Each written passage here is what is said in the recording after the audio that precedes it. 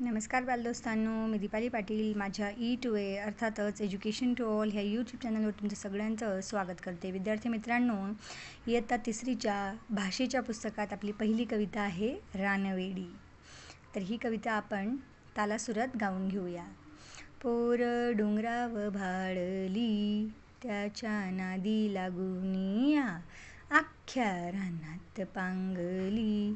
पोर डोंगराव भाळली, रान गवताची फुलं, तिच्या कानामंदी डुल, अन चाईचा मोहर, गळ्यामंदी गळसर. अहो टणटणी फुलली, तिच्या नाकामंदी फुली, अन बुरांडीची फुलं, तीन केसात माळली.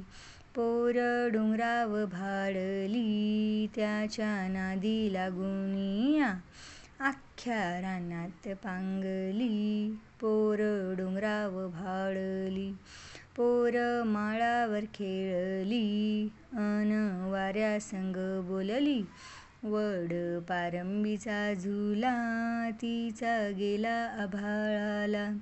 पान साबरीचं बोंड, खाल्लं लाल झालं तोंड. अहो हसता हसता माऊ गवतात लोळली. पोर डोंगराव भाळली, त्याच्या नादी लागूनिया, अख्ख्या रानात पांगली. पोर डोंगराव भाळली.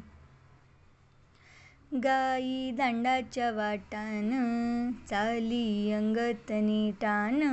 ढोल ढगांचा वाजला, नाच मोराचा पाहिला. आली पाऊस पहाडी, तेव्हा गडदी कपळाली. पावसानं भिजवली, तरी उन्हात वाळली. पोर डोंगराव भाळली, त्याच्या नादी लागूनिया, अख्ख्या रानात पांगली. पोर डोंगराव भाळली, पोर डोंगराव भाळली. मुलांनो, पहिल्या कडव्यात जर बघितलं आपण तर रानगवताचे फुलं आणि त्या फुलांचा, रानामध्ये जंगलमध्ये असलेल्या वनस्पतींचा, फुलांचा, पानांचा उपयोग अलंकारासाठी केलेला आहे. नंतर माळावर खेळली, वाऱ्याशी बोलली ह्या कल्पना वापरलेल्या आहेत.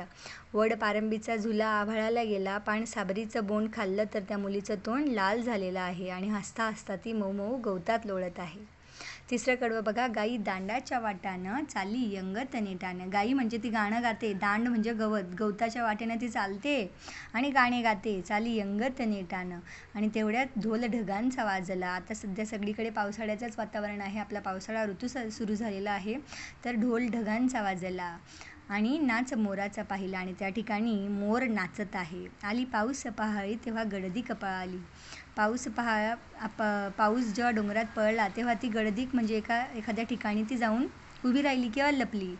पावसानं भिजवली, तरी उन्हात वाळली. पावसामध्ये ती भिजली, पण तरीसुद्धा लगेच ऊन पडलं आणि तिचे कपडे वाळले. या अर्थाने तुकाराम धांडे यांची ही अतिशय सुंदर अशी कविता चालीच पाठ करा, लवकरच ती तुमच्या लक्षात येईल. भेटूया उद्या पुढल्या व्हिडिओत. Bye bye.